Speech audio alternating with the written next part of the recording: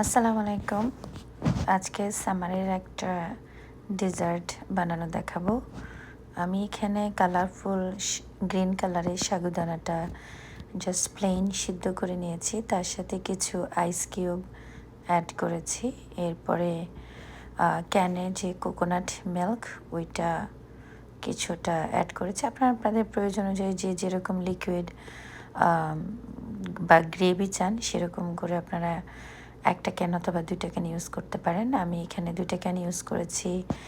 আর 1 কাপের মতো সাগু ইউজ করেছি। দেন একটা পুরো পাকা আম, সেটা কিউব করে কেটে দেন এটার সাথে অ্যাড করেছি।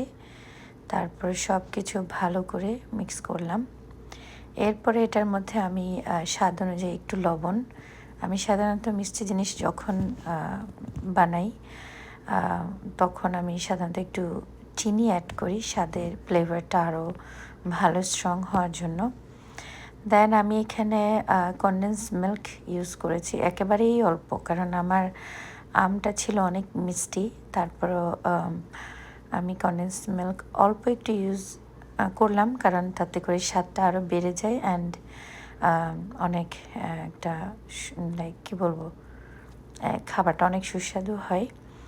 তো ব্যাস এতটুকুই। এরপরে ভালো করে মিক্স করবেন সুন্দর করে। দেন আপনার ডেজার্টটা রেডি, আপনারা সার্ভ করা শুরু করবেন। আশা করি আপনাদের ভালো লাগবে।